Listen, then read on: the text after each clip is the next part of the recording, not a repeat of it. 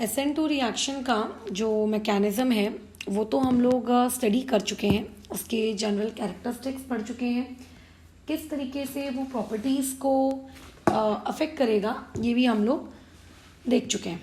ठीक है, प्रॉपर्टीज़ को अफेक्ट करेगा मतलब कौन से फैक्टर्स उसके रेट को अफेक्ट करेंगे ये हम लोगों ने देख लिया है। तो अभी आगे हमें कंटिन्यू करनी है अपनी गाड़ी। तो कुछ क्वेश्चंस ले लेते हैं, प्रैक्टिस क्वेश्चंस SN2 मैकेनिज़्म से रिलेटेड, जैसे हमने SN1 में लिए थे, तो सच दैट तुम लोगों की प्रैक्टिस अच्छी हो जाएगी। हाँ, अब इसमें एक चीज़ है कि हम लोगों ने कल फैक्टर्स कौन कौन से SN2 रिएक्शन को अफेक्ट करते हैं ये सीखा था। तो उसमें एक फैक्टर मैं बताना भूल गई थी, मुझे बाद में याद आया। वो ये है कि आपके पास, मान लेते हैं अगर आपके पास सबस्ट्रेट है और आपके सबस्ट्रेट से अगर हम मान के चलते हैं क्या लगा हुआ है आप लोगों का, एक इलेक्ट्रॉन विड्रॉइंग ग्रुप, समझते हो ना, यानी कि -I वाला ग्रुप या फिर -R वाला ग्रुप। तो ऐसे -I या फिर ऐसे -R वाले जो ग्रुप हैं ये क्या कर देते हैं, जो SN2 रिएक्शन का रेट है उसको बढ़ा देते हैं। ठीक है, ये मैं बताना भूल गई थी। ठीक है ना, इसको तुम्हें याद रखना है। ओके। अब इसमें ऐसा क्यों होता है, क्योंकि जो हम लोगों की ट्रांजिशन स्टेट बनती है, ठीक है, -I और -R वाले ग्रुप, ये हम लोगों की ट्रांजिशन स्टेट को क्या करते हैं, स्टेबल बनाते हैं। ठीक है, ट्रांजिशन स्टेट को वो लोग क्या करते हैं, स्टेबल बनाते हैं। कैसे स्टेबल बनाते हैं, जो ट्रांजिशन स्टेट होती है ना उसमें एक निगेटिव चार्ज होता है, एक निगेटिव चार्ज अपीयर होता है। अब तुम तो जानते हो इन लोगों का काम क्या होता है, इलेक्ट्रॉन्स विड्रॉ करना। तो ये लोग क्या करते हैं, इलेक्ट्रॉन्स विड्रॉ करते हैं, और अगर ये लोग इलेक्ट्रॉन्स विड्रॉ करते हैं तो ऑब्वियस है कि इनडायरेक्टली ये नेगेटिव चार्ज को क्या कर रहे हैं, स्टेबलाइज कर रहे हैं। ठीक है, तो ये तुम लोगों के लिए बहुत ही इंपॉर्टेंट पार्ट है, इससे रिलेटेड सवाल आगे देखने को मिल सकते हैं। ठीक है ना, ठीक है। तो अभी हम लोगों को आगे कंटिन्यू करना है, देखते हैं क्या होता है। सबसे पहले तो एक बात याद रखना कि जो आपकी SN2 रिएक्शन है वो जैसे पूछा जाएगा, 3 से 4 सबस्ट्रेट्स आपको दे दिए जाएंगे। 3 से 4 सबस्ट्रेट दे देने के बाद आपको वहाँ पे पूछा जाता है कि आप बताइए कि किस सबस्ट्रेट को लेकर SN2 रिएक्शन सबसे ज़्यादा फास्टेस्ट रहेगी या सबसे ज़्यादा रेट कब रहेगा। तो एक ही नियम है वहाँ पर और कोई दूसरा नियम नहीं, कि आप लोगों के पास जो SN2 मैकेनिज्म के लिए जो सबस्ट्रेट होना चाहिए वो क्या, लेस हिंडर्ड होना चाहिए, बीटा पोजीशन पे कम से कम हिंड्रेंस होनी चाहिए, न्यूक्लियोफाइल स्ट्रांग होना चाहिए, और इसके अलावा सॉल्वेंट अप्रोटिक होना चाहिए। ठीक है, ये कुछ फैक्टर्स हैं, और ट्रांजिशन स्टेट आपकी स्टेबल होनी चाहिए, जैसा कि अभी मैंने ऊपर बताया। तो कुछ इलस्ट्रेशंस लेते हैं, उन इलस्ट्रेशंस के वाया हम लोग समझते हैं कि किस तरीके से आप लोगों को SN2 के रेट को कंपेयर करने के लिए क्वेश्चन पूछे जा सकते हैं। जैसे कि पहला क्वेश्चन आया कि आपके पास है CH3Cl, और दूसरा क्वेश्चन आ गया आपके पास है CH2Cl, और यहाँ पे C डबल बॉन्ड O और ये H। अब बताओ किसका आप लोगों को यहाँ पे रेट ज़्यादा देखने को मिलता है। तो ऑब्वियस है कि यहाँ पे जो रेट ज़्यादा मिलेगा आपको, किसका ज़्यादा मिलेगा, B का ज़्यादा मिलेगा, किसके कंपेयर में, A के कंपेयर में। ऐसा क्यों, क्योंकि आपका जो B वाला पार्ट है, उस B वाले पार्ट में बताओ क्या है, ये जो आपको अल्डिहाइड ग्रुप दिख रहा है ये आपका कैसा ग्रुप है, इलेक्ट्रॉन विड्रॉइंग ग्रुप है। और अगर ये इलेक्ट्रॉन विड्रॉइंग ग्रुप है तो ये रिएक्शन की रेट को ऑटोमेटिकली क्या कर देगा, इंक्रीज कर देगा। सो देयरफॉर ये इसका रेट कैसा होगा, ज़्यादा होगा। ठीक है, ऐसे और भी बहुत सारे सबस्ट्रेट्स के पेयर दिए जा सकते हैं, उसमें आपको बताना होगा। For example if I would give you, ये आपको दिया हुआ है, ठीक है, आपको बताना है कि SN2 रिएक्शन इनमें से किसमें सबसे फास्टेस्ट होगी। तो देखो आखिरी वाला जो है, अगर मैं इसके बारे में बात करूँ तो ये 3 डिग्री है। ठीक है, ये वाला आपका 2 डिग्री है, ये वाला आपका 1 डिग्री है, और ये वाला भी आपका 1 डिग्री है। तो ये बात तो यार सबको पता है कि जो रिएक्शन की रेट है वो सबसे कम तो 4th वाले में ही रहेगी, राइट। अच्छा, अब लेकिन उससे थोड़ी सी ज़्यादा किसके पास रहेगी, C वाले में रहेगी। और उसके अलावा अगर कोई तुमसे ये पूछे कि अब 1 और 2 में आपको डिसाइड करना है कि किसका रेट ज़्यादा रहेगा, तो 1 वाला भी 1 डिग्री का है, 2 वाला भी 1 डिग्री का है, दोनों ही 1 डिग्री के हैं। तो ऐसे में आप कैसे डिसाइड करोगे बताओ? आप ये देखो कि इन दोनों में से साइज़ किसका छोटा है। ये इस वाले का साइज़ छोटा है, ये लेस हिंडर्ड है, तो इसीलिए ए वाला ज़्यादा बेटर रहेगा एज कम्पेयर टू व्हाट आप लोगों के बी। ठीक है, तो अगर मान लेते हैं कल को डिग्री दोनों की सेम आ जाती है, तो आप ये देखिएगा कि साइज़ किस चीज़ का छोटा रहेगा और उसको आप डिसाइड करोगे कि वाली चीज़ आप लोगों की क्या रहेगी, ज़्यादा SN2 को फेवर करेगी। अब जैसे इन 3 में आपको डिसाइड करना है कि कौन बेटर है SN2 के मामले में, तो ऐसे में देखो pH का मतलब होता है बेंजीन रिंग। अगर तुमको ये याद नहीं है और पता नहीं तुम pH को क्या क्या अज्यूम करके रखते हो तो गड़बड़ा जाएगा। कल हम ऑलरेडी ये चीज़ सीखे हैं कि जो विनाइलिक हैलाइड्स होते हैं, जो ब्रिज कार्बन वाले होते हैं, ब्रिजेड वाले होते हैं, जो बेंजीन रिंग से डायरेक्टली जुड़े होते हैं यानी कि अराइल हैलाइड, इन लोगों के लिए चाहे SN1 रिएक्शन बोली जाए या चाहे SN2 रिएक्शन बोली जाए, इनकी रेट ऑफ रिएक्शन कम होती है क्योंकि डबल बॉन्ड कैरेक्टरिस्टिक आ जाता है।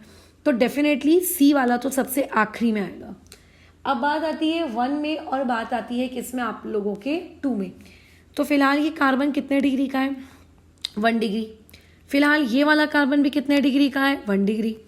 तो यहाँ तो दोनों की डिग्री सेम हो गई। फिर अब क्या करें?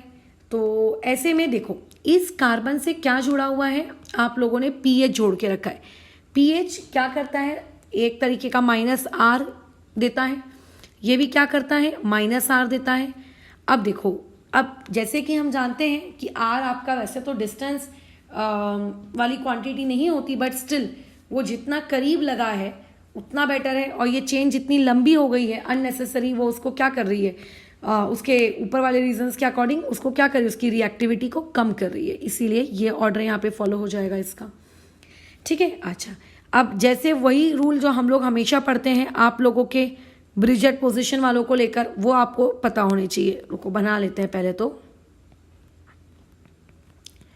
ये मान लेते हैं आपको दिया है, ठीक है, ये दूसरा है, यहाँ पे क्लोरीन लगाया है,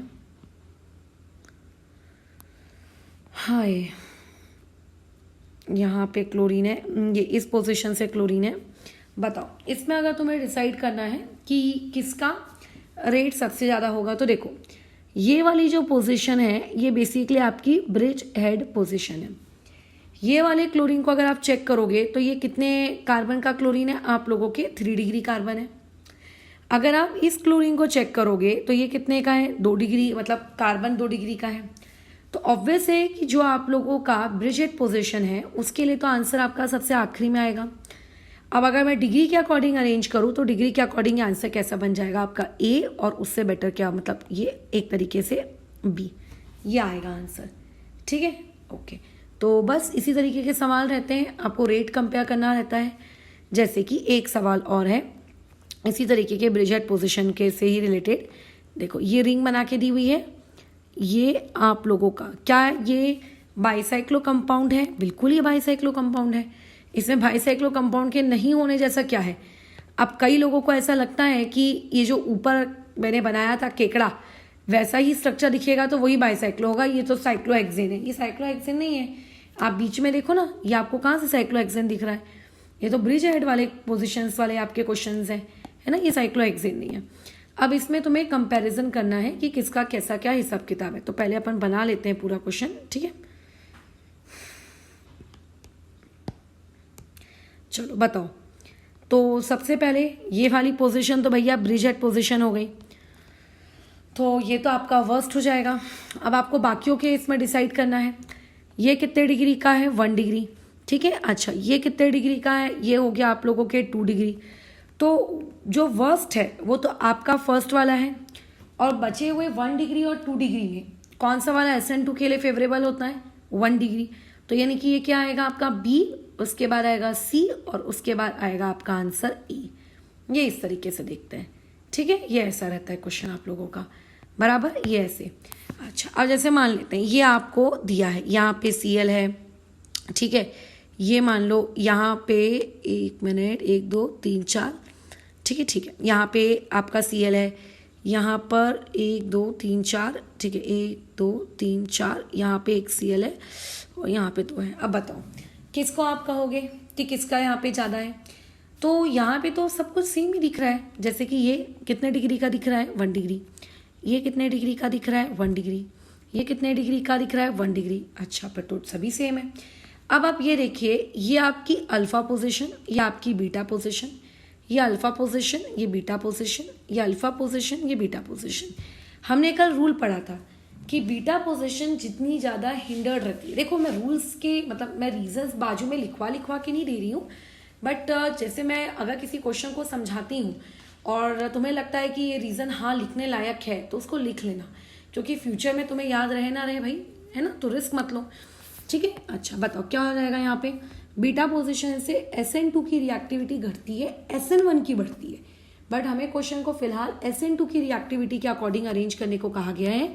तो बीटा पोजीशन में जितनी ज़्यादा हिंड्रेंस होती जाएगी आप लोगों की रिएक्टिविटी उतनी ही क्या होती जाएगी, घटती जाएगी।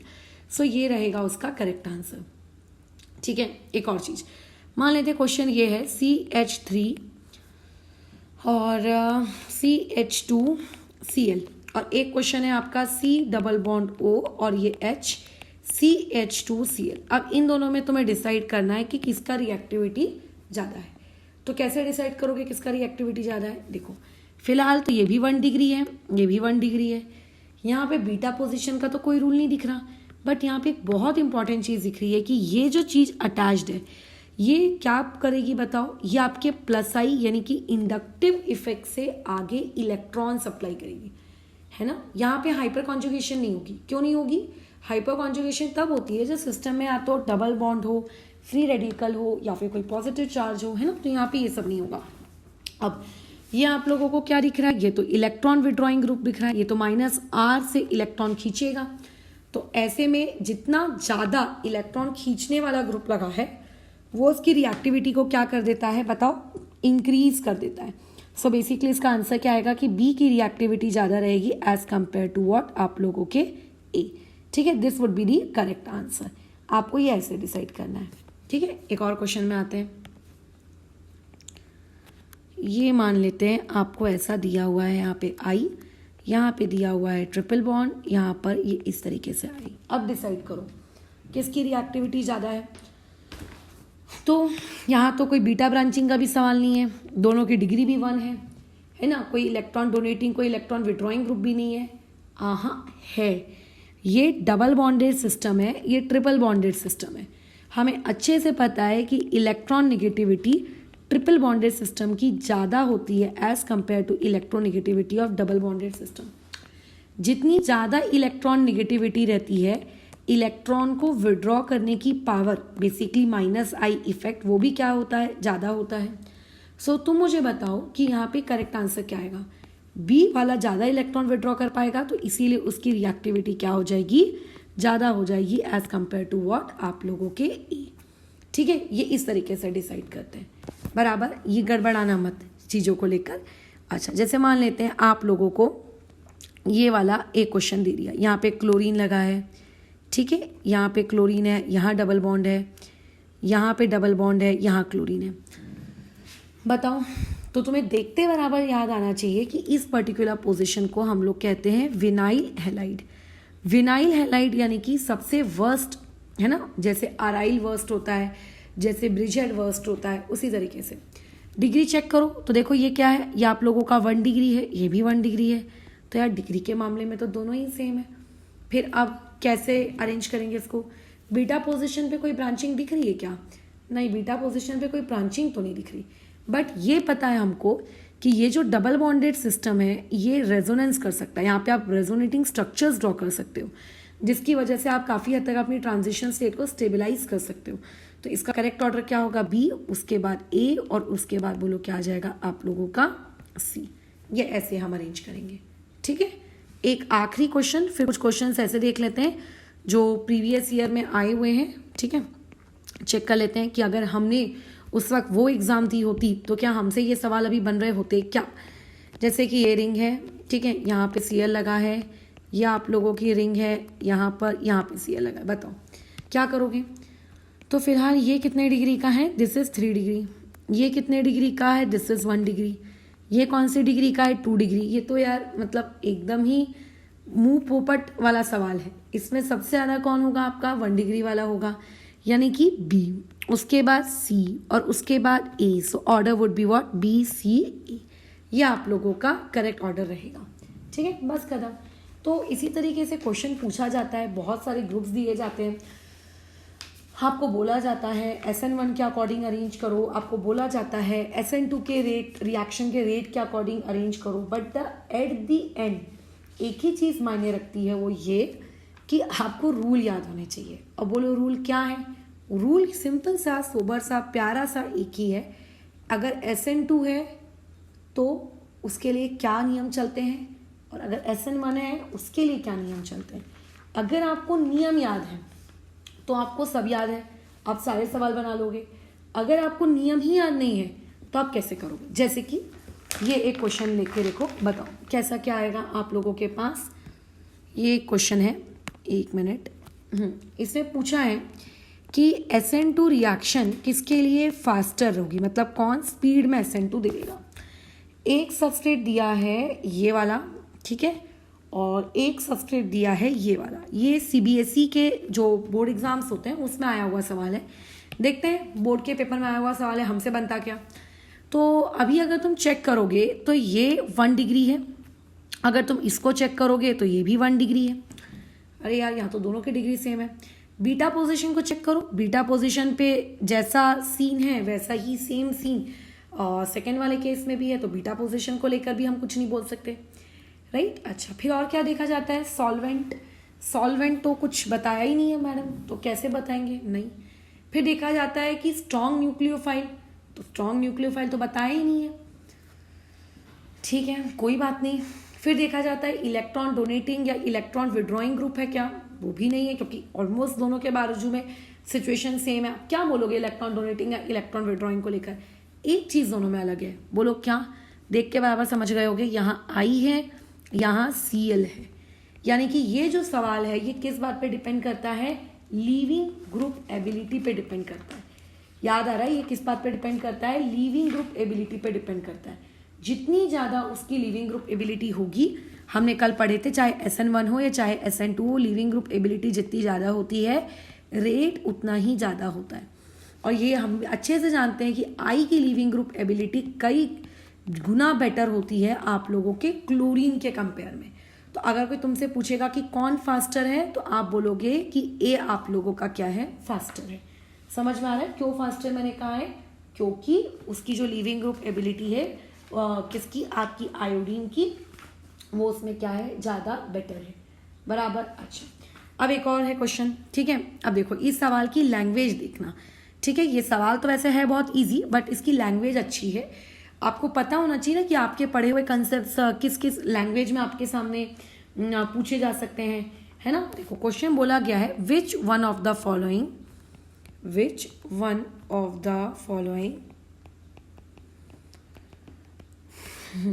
is more easily hydrolyzed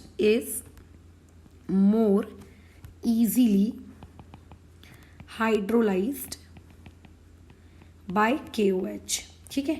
मतलब हम KOH डाल रहे हैं, वो ये पूछ रहा है कि कौन इजीली हाइड्रोलाइज्ड हो जाएगा। ऑप्शंस कुछ इस प्रकार से दिए हैं, CH3 CHCl, ये एक है। फिर दिया है CH2 CH3, ये मतलब एक कंप्लीट, और फिर दिया है CH3 CH2Cl, ये आपको दिया है।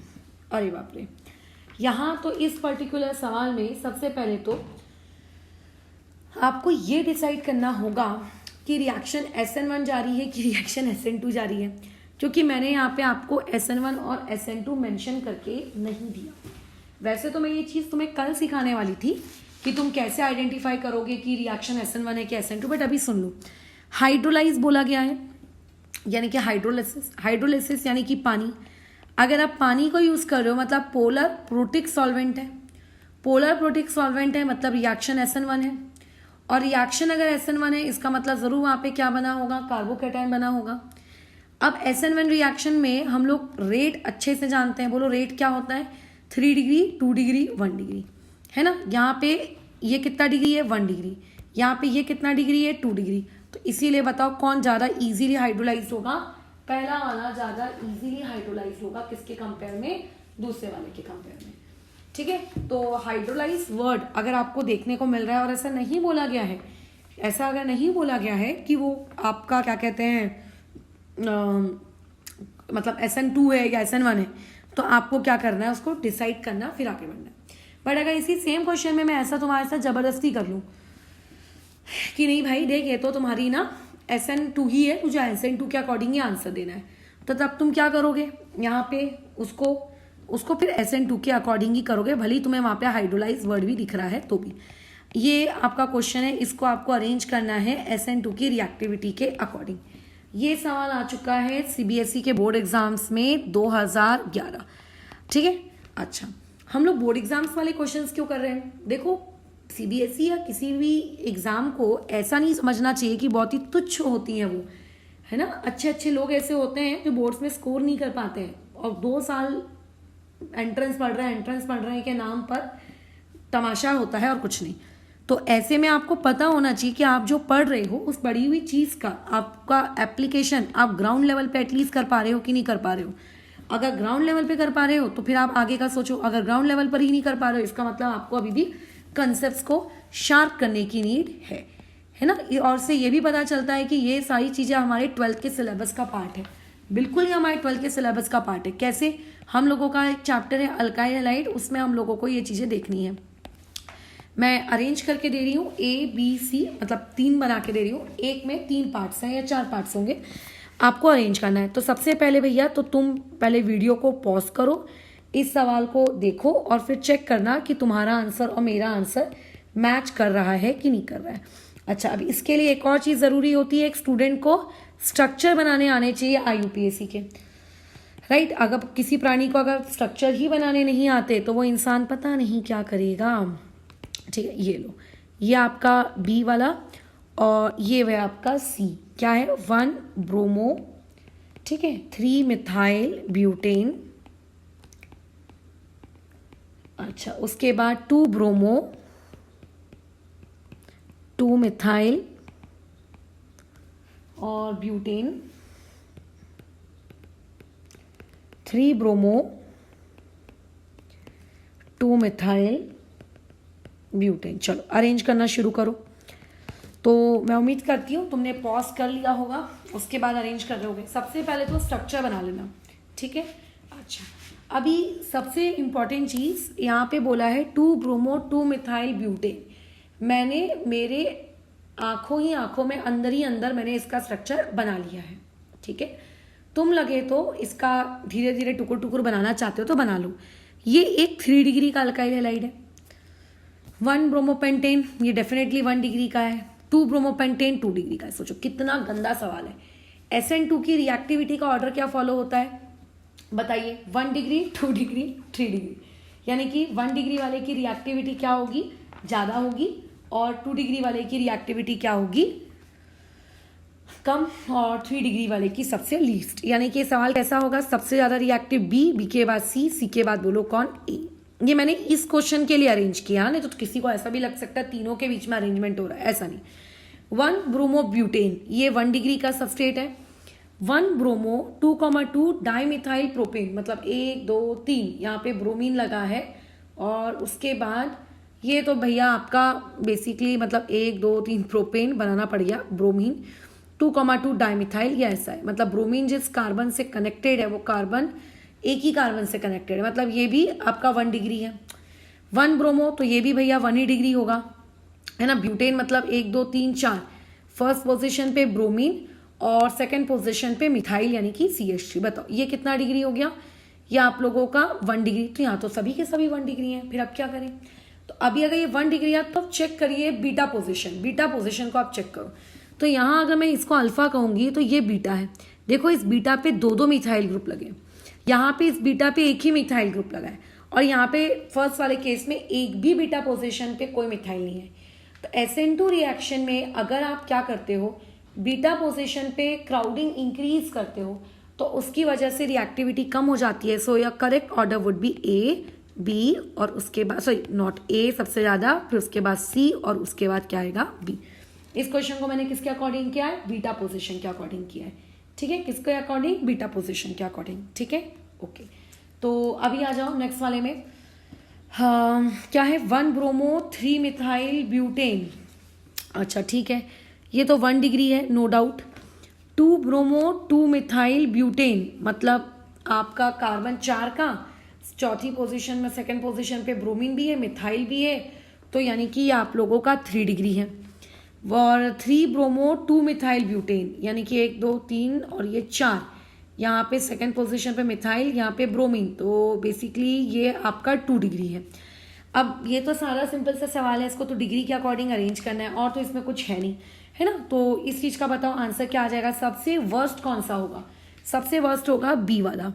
अच्छा, सबसे अच्छा कौन सा होगा, ए वाला। सो आंसर होगा ए, सी और उसके बाद बी, ये करेक्ट है। ये क्वेश्चन अगर बोर्ड एग्जाम में पूछा गया है तो ये कितने मार्क्स के लिए पूछा गया होगा, 3 मार्क्स के लिए पूछा गया होगा, बराबर। और अगर ये 3 मार्क्स के लिए पूछा गया है तो तुम अब समझ जाओ ये कितना अच्छा सवाल है। क्या कोई तुम्हें जगजग हुई क्या इस क्वेश्चन को करने के लिए, नहीं। तुम्हारे बोर्ड एग्जाम में आया होता, तुम भी 3 मार्क्स आसानी से इसको लेकर क्या कर लिए होते, स्कोर कर लिए होते। ठीक है, अच्छा अब एक और क्वेश्चन। अच्छा, ऊपर जो मैं दी हूँ वो भी बोर्ड एग्जाम्स में आए हैं, हर चीज़ के ईयर मेरे पास मेंशन नहीं है, अदरवाइज मैंने बता दिया होता।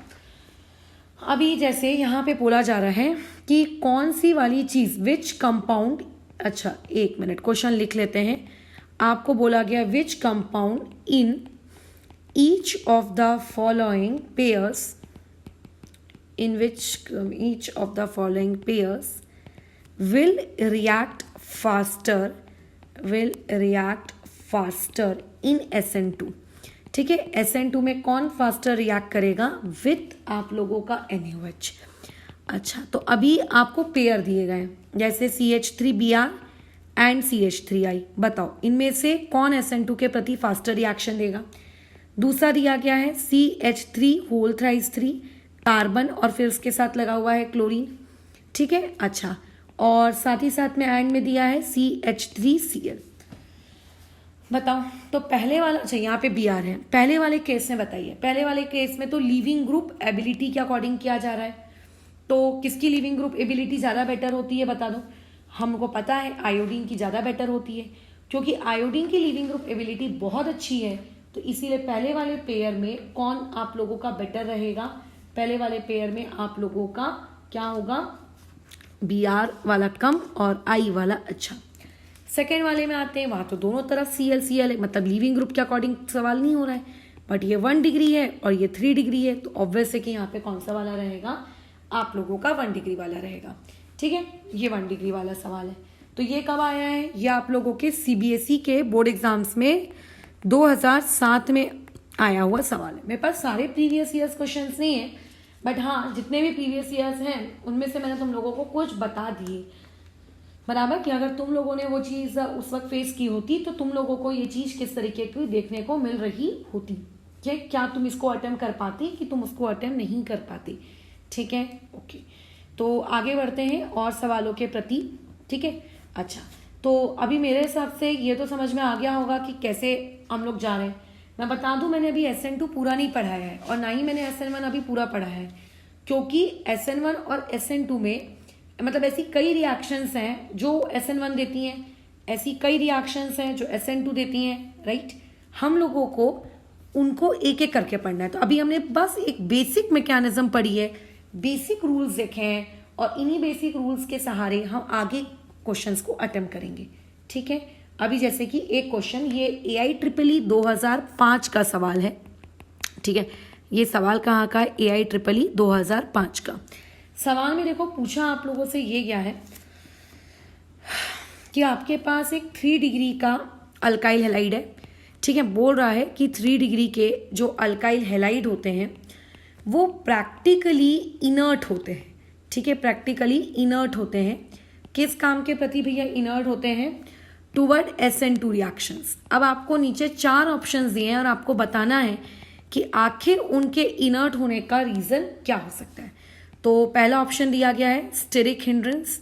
ठीक है, कंप्लीट कर लेना वो स्टेटमेंट। दूसरा दिया गया है आपका इंडक्टिव इफेक्ट IE। तीसरा ऑप्शन आपको दिया गया है इंस्टेबिलिटी, ये है आपका एक ऑप्शन।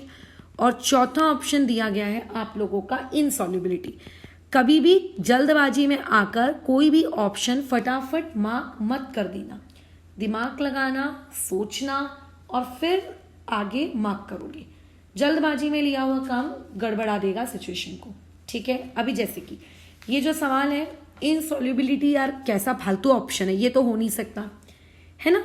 हम सब जानते हैं कि SN2 रिएक्शन में हमें उन लोगों की नीड होती है जो बेसिकली क्या करते हैं, आप लोगों के जो कम हिंडर्ड होते हैं, है ना, जो क्या होते हैं, कम हिंडर्ड होते हैं। तो ऑब्वियस है कि यहाँ पे कम हिंडर्ड कौन होता है, आप लोग का जो 3 डिग्री अल्काइल हैलाइड है, ये बहुत ज़्यादा हिंडर्ड होता है। अब क्योंकि वो बहुत ज़्यादा हिंडर्ड है, इसकी वजह से उसके अंदर SN2 रिएक्शन कैसी हो जाती है, स्लो। तो इसका करेक्ट आंसर क्या है, स्टेरिक हिंड्रेंस। एक सवाल से ही 4 मार्क्स आपकी झोली में, बराबर। तो यानी कि जितना हमने अभी तक पढ़ा, उस पढ़े हुए के अकॉर्डिंग मुझे नहीं लगता कि ये सवाल अगर तुम उस वक्त अटेम्प्ट कर रहे होते तो तुमसे गलती हुई होती। ये सवाल जो अभी मैं दे रही हूँ ये JEE एडवांस में आया हुआ सवाल है, मतलब एक बेसिकली कॉम्प्रीहेंशन आया है, ठीक है। इस कॉम्प्रीहेंशन का एक पार्ट मैं ऑलरेडी आपको पिछले SN1 वाले उसमें दे चुकी हूँ। अभी इसी कॉम्प्रीहेंशन का मैं दूसरा सवाल तुम लोगों को दे रही हूँ, ठीक है। मैं पहला वाला ऑलरेडी दे चुकी हूँ पिछले वाले वीडियो में। अच्छा, और तीसरा वाला कब दूंगी, कल जब मैं SN1 और SN2 में जब जज करना सिखाऊंगी ना तब। तो बेसिकली 3 मार्क्स का था ये, तो ये उसमें आया है फास्टेस्ट SN2। अब एडवांस नहीं बोलना चाहिए, ये जो पहले होता था ना IIT JEE और एक होता था AIEEE मेंस वगैरह के आने से पहले, तो उस वक्त के JEE का ये कॉम्प्रीहेंशन वाला सवाल है। आपको बताना है कि ये फास्टेस्ट SN2 कौन आपका शो करता है। ऑप्शंस दिए हुए हैं तुम्हारे पास। पहला ऑप्शन है मिथाइल आयोडाइड, ठीक है। दूसरा ऑप्शन दिया हुआ है इथाइल आयोडाइड, और उसके बाद तीसरा ऑप्शन दिया है आइसोप्रोपाइल आयोडाइड, और उसके बाद दिया है टर्ड ब्यूटाइल आयोडाइड।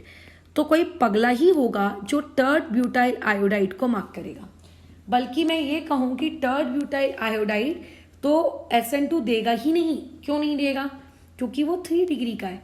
आइसोप्रोपाइल कितने डिग्री का है, 2 डिग्री का है। तो फास्टेस्ट की लिस्ट में से इन दोनों का नाम तो भैया आप काट दो, ये तो उस रेस के क्या कहते हैं पार्टिसिपेंट्स ही नहीं है, है ना। अच्छा, अब बचता है फर्स्ट वाला। तो देखो फर्स्ट वाला is CH3I and ethyl iodide is CH3CH2I।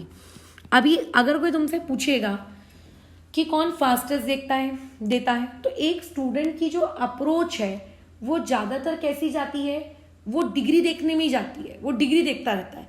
तो डिग्री के अकॉर्डिंग मैं देखूंगी तो यार ये भी 1 डिग्री, ये भी 1 डिग्री। बट हमने अभी अभी सीखा है क्या, कि अगर कोई ऐसा ग्रुप लग जाए जो कि इलेक्ट्रॉन सप्लाई कर रहा है, ठीक है, अगर कोई ऐसा ग्रुप लग जाए जो इलेक्ट्रॉन क्या कर रहा है, सप्लाई कर रहा है, तो इलेक्ट्रॉन सप्लाई करने वाले लोग हम लोगों के लिए क्या नहीं होते, अच्छे नहीं होते। इससे जो प्रोडक्ट बनता है वो प्रोडक्ट हम लोगों के लिए अच्छा नहीं रहता, बिल्कुल भी अच्छा नहीं रहता। तो ऐसे में अगर किसी ने तुमसे पूछा कि बताओ इसका करेक्ट आंसर क्या है, तो इसका फास्टेस्ट SN2 रिएक्शन कौन देगा, मिथाइल आयोडाइड, क्योंकि यहाँ पे इलेक्ट्रॉन डोनेटिंग ग्रुप लगा है और वो रेट को क्या कर देता है, कम कर देता है। समझ रहे हो, मतलब देखने में सोचो कितना आसान लगता है कि अरे वाह ये तो हमने पढ़ा था, यही सेम सवाल हम लोग अभी कर भी रहे हैं। तो बात बस देखो इतनी सी होती है कि उस वक्त आपको ये चीज़ याद आ रही है कि आपको ये चीज़ याद नहीं आ रही है, ठीक है। अच्छा, अब नेक्स्ट सवालों की तरफ मूव करते हैं। अभी जो सवाल है ये अभी प्रैक्टिस के लिए मैं ले रही हूँ। अगर कोई सवाल ऐसा मुझे दिखेगा कि याद आएगा कि हाँ ये तो ऑलरेडी आ चुका है, मतलब मेंस में या फिर कभी, तो मैं डेफिनेटली तुम लोगों को बता दूंगी। बट अभी फिलहाल मैं सिर्फ प्रैक्टिस पर्पस के लिए सवाल ले रही हूँ। ओके, तो अभी एक बात बस ध्यान रखना, आपको जो फैक्टर्स बताए गए हैं उन फैक्टर्स से आप लोगों की नज़र चूकनी नहीं चाहिए। और बहुत सारे SN2 के सवाल हम लोग जब बाकी रिएक्शंस पढ़ेंगे ना, तो उन रिएक्शंस को पढ़ने के साथ साथ उसी वीडियोस में मैं SN2 के और सवाल भी लेती जाऊंगी। अभी उतने ज़्यादा सवाल क्रिएट नहीं हो रहे हैं, बिकॉज ऑलरेडी जितने ज़्यादा क्रिएट हो सकते थे मैं तुम लोगों को SN1 के दौरान वो ऑलरेडी बचा चुकी हूँ। आपको डिक्रीजिंग ऑर्डर के अकॉर्डिंग इसको अरेंज करना है SN2। देखो सभी वही सेम सवाल आपको घिसे पिटे दिए जा रहे हैं। अब जैसे कि पहला ऑप्शन दिया है CH3Cl, दूसरा दिया है CH3C डबल बॉन्ड O, ठीक है, और उसके बाद CH2 यहाँ पे Cl, तीसरा दिया है CH3CH, यहाँ पे CH3 और यहाँ पे CH2 और फिर Cl। डी ऑप्शन दिया है CH3CH2Cl। ये तुम मैं जानती हूँ बहुत अच्छे से कर लोगे। अब यहाँ पे ऑप्शंस देखो, मतलब ये तो आपको 4 दिए हैं, ठीक है। अब ऑप्शन क्या दिया है, DCBA, ये पहला ऑप्शन। जो दूसरा ऑप्शन दिया है वो दिया है BCAD। जो आपको तीसरा ऑप्शन दिया है वो दिया है BADC, और जो चौथा ऑप्शन दिया है वो दिया है नन। अब बताओ, तो ऐसे में क्या करना है आप लोगों को, शांति। सबसे पहले तो दिमाग लगाना है, ठीक है, दिमाग लगा के सोचना है कि चीज़ें कैसी हैं, क्या है। CH3CH2Cl 1 डिग्री का है, ठीक है। अच्छा, ये 1 डिग्री का है, ये भी 1 डिग्री का है, ये भी 1 डिग्री का है। बट अभी मैंने ऊपर वाले ही इलस्ट्रेशन में बताया, अगर मैं तुम्हें A और D के बीच में कंपैरिजन करने को दूं तो A 100% है कि D से क्या होगा, ज़्यादा ही होगा। ऐसा तो हो नहीं सकता कि वो D से क्या हो जाए, कम हो जाए। इतना तो समझते हो, ओके। अब आपको क्या करना है, ऐसा ऑप्शन देखना है जहां पे A को D से बड़ा नहीं बताया गया है, ठीक है, A को D से बड़ा नहीं बताया गया। तो पहला ही ऑप्शन है, ये देखो, यानी कि ये ऑप्शन तो कट गया, बराबर। अब बचते हैं 2 ऑप्शन, उसमें भी देखो A D से बड़ा दिखाया जा रहा है और A D से बड़ा दिखाया जा रहा है। अब लेकिन हमें बाकी ऑप्शंस को चेक करना है कि बाकी ऑप्शंस मतलब आप लोगों के कैसे दिए हुए हैं, क्या दिए हुए हैं, उसके अकॉर्डिंग। तो इसमें जो तुम्हारे पास C ऑप्शन है, C ऑप्शन में देखो ये जो बीटा पोजीशन है, इस बीटा पोजीशन पे पहले तो ब्रांचिंग भी बढ़ रही है, और ऊपर से जो ब्रांचिंग बढ़ रही है ये +I वाले लोगों की ब्रांचिंग बढ़ रही है ना। किसकी ब्रांचिंग बढ़ रही है, +I वाले। तो +I वाले जो लोग हैं वो तो रिएक्टिविटी को कम करेंगे। क्या ऐसा हो सकता है क्या कि इन चारों ऑप्शन में D सबसे लीस्ट रिएक्टिव रहेगा? नहीं, क्योंकि अगर मैं ऐसा देखूं तो आप लोगों की जो बीटा पोजीशन है, इस बीटा पोजीशन में तो कोई ब्रांचिंग नहीं है, और C वाले केस में तो ब्रांचिंग ही ब्रांचिंग है। मतलब मैं अगर इन दोनों केसेस को कंपेयर करूं, C और D को, तो हम अच्छे से जानते हैं कि D ग्रेटर देन क्या होगा, C होगा। अब बचे जो आपके पास 2 ऑप्शन हैं, उस 2 ऑप्शन में देखो यहाँ पे D को सबसे लीस्ट बताया जा रहा है, इसीलिए सेकंड ऑप्शन भी इसका करेक्ट आंसर नहीं होगा। समझ रहे हो मैं किस तरीके से ऑप्शंस को कैंसिल आउट कर रही हूं। अब हमारे पास बचते हैं सिर्फ 2 ऑप्शन, एक बचता है नन और एक बचता है हम लोगों का क्या, थर्ड। तो A और D के बीच में सही बताया गया है, D और C के बीच में भी सही बताया गया है। अब बात आती है B वाले के बारे में। तो B वाले की बीटा पोजीशन चेक करो। अच्छा, बीटा पोजीशन में लिखना भूल गई क्या? नहीं, ठीक है, यही तो है। इस पे हमने डबल बॉन्ड O ग्रुप लगा के रखा हुआ है। बेसिकली हमने कीटोन ग्रुप लगा के रखा है। हमने कैसा ग्रुप लगाया है? कीटोन ग्रुप लगाया हुआ है। तो ये जो कीटोन ग्रुप है या फिर जो अल्डिहाइड ग्रुप्स होते हैं, ये आप लोगों के इलेक्ट्रॉन विड्रॉइंग ग्रुप होते हैं। जिन भी ग्रुप्स में डबल बॉन्ड या जिन भी ग्रुप्स में आप लोगों के क्या आ जाए, ट्रिपल बॉन्ड आ जाए ना, आप समझ जाइएगा कि वो आप लोगों के कौन से वाले ग्रुप्स हैं, वो आप लोगों के कैसे वाले ग्रुप्स हैं, आप लोगों के इलेक्ट्रॉन विड्रॉइंग। तो अगर इलेक्ट्रॉन विड्रॉइंग है तो वो तो रेट को अच्छा खासा इंक्रीज करेंगे, और अगर वो रेट को अच्छा खासा इंक्रीज करेंगे, इसका मतलब आपका थर्ड ऑप्शन इसके लिए परफेक्ट और आप लोगों का करेक्ट आंसर है। तो कैसा रहता है, आप कई बार जब पेपर को अटेम्प्ट करते हो, ठीक है, तो पेपर अटेम्प्ट करने के दौरान क्या होता है कि हमारी थिंकिंग ऐसी होती है कि जो ऑप्शंस दिए गए हैं हम उनको अपने अकॉर्डिंग अरेंज करते हैं और फिर देखते हैं कि हमारा आंसर किस ऑप्शन से मैच कर रहा है। ये सबसे गंदी अप्रोच होती है क्वेश्चन को सॉल्व करने की, अकॉर्डिंग टू मी। मैंने ऐसी अप्रोच कभी नहीं रखी, इवन जब मैं 11th में थी, ये मुझे किसी ने बताया नहीं। मैं ये नहीं कह रही हूँ कि मैंने कोई बहुत बड़ी डिस्कवरी की, बट स्टिल मुझे ये चीज़ किसी ने नहीं बताई, बट ये डेफिनेटली ये अप्रोच मैंने अपने अंदर ही खुद ही डेवलप की कि आप एक काम करो, आपने जिन ऑप्शंस पे आप 100% श्योर हो, आप पहले उनके आंसर्स निकाल लो और देख लो कि किस ऑप्शन में उसको गलत कहा जा रहा है। ऐसे में क्या होता है, वो केबीसी वाली सिचुएशन आ जाती है। आप एक ऐसी जगह पे आ जाते हो, ठीक है, आप एक ऐसी जगह पे आ जाते हो कि जहां पे आप लोगों को क्या होता है, बहुत ही आसानी से आंसर मार्क करना होता है। मतलब आपके पास काफ़ी कुछ छट जाता है, ठीक है। आपके पास बहुत सारे ऑप्शन, जो गलत ऑप्शंस होते हैं वो गलत ऑप्शंस आपके सामने से हट जाते हैं। सो आपके पास एक बेटर अप्रोच रहती है चीज़ों को सॉल्व करने की, ठीक है। तो ये कुछ सवाल थे, अभी और भी सवाल मैं बता रही हूँ, बट फिलहाल अभी ये जो तुम्हें बताया गया है ये तो समझ में आया होगा कि ये क्या करवा रहे हैं। अभी हम जो टॉपिक पढ़ रहे हैं ये पढ़ क्या रहे हैं, हम लोग न्यूक्लियोफिलिक सब्स्टिट्यूशन रिएक्शंस पढ़ रहे हैं, ठीक है। हम लोग क्या पढ़ रहे हैं, न्यूक्लियोफिलिक सब्स्टिट्यूशन रिएक्शंस। मतलब हम एक नेगेटिव स्पीशीज को सब्स्टिट्यूट करवा रहे हैं, और उसमें भी हम लोगों ने अभी कहीं पे भी देखो पूरी 2 SN1 और SN2 पढ़ लिया, हमने कहीं भी बेंजीन रिंग की बातचीत नहीं की। याद आ रहा है, कहीं भी मैंने बेंजीन रिंग की बातचीत नहीं की है। तो इसका मतलब ये कि अभी बेंजीन रिंग वाली चीजें भी तो सिखानी होगी तुमको, बराबर बेंजीन रिंग वाली चीजें भी सिखानी होगी। तो बेंजीन रिंग वाली चीजों को भी फिलहाल मैं बीच में नहीं डाल रही हूँ, उसको हम लोग अलग से सीख लेंगे, ठीक है, कैसा है क्या है। बट फिलहाल अभी ये तो समझ में आ रहा है। चलो एक और सवाल देखते हैं। ये IIT 2000 मतलब JEE 2000 में आया है आपका 14 में, मेंस का सवाल है ये, मेंस 2014 का। देखो क्या बोला गया है इसमें, आपको कुछ ग्रुप्स दिए गए हैं, CH3C, यहाँ पे CH3, यहाँ पे CH3 और यहाँ पे दिया है X, फिर दिया है CH3X, उसके बाद दिया है CH3 CH2X और आपका चौथा वाला दिया है CH3C CH3, ठीक है। क्वेश्चन लिखने का हो सकता है मेरा तरीका वेरी कर जाए, बट यही सवाल है। इसको आपको वही था, अरेंज करो और बताओ कि आप लोगों का कौन सा ऑप्शन सही है, जैसा मैंने ऊपर दिया SN2 के अकॉर्डिंग, ठीक है। यहाँ पे लिख देती हूँ SN2 के अकॉर्डिंग। कैसे करोगे बताओ, सिंपल है। आप अब तो इतना पढ़ा चुके हैं, अब तो रट ही गया होगा तुम्हें कि ये क्योंकि 3 डिग्री है तो सबसे वर्स्ट तो यही होगा, ये आपका 2 डिग्री है तो ये उससे थोड़ा बेटर होगा, उससे बाद सबसे बेटर तो ये होगा, है ना।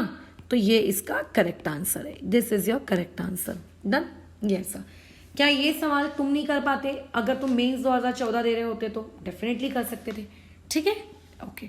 अभी याद रखेंगे आप लोगों को जब चीज़ें दी जाएं तो दिए हुए टॉपिक को ध्यान से तुमको समझना है। जैसे कि मान लेते क्वेश्चन दिया गया, SN2 के लिए दे रही हूँ, आज सारे क्वेश्चन SN2 के लिए, तुम लगे तो कॉपी के ऊपर हेडिंग डाल लो। अच्छा ये एक मिनट, श्रेयन का अगेन एक डाउट आया, बट बाद में देखेंगे, अभी नहीं फिलहाल। अब बताओ इसमें किसकी SN2 ज़्यादा बेटर होगी।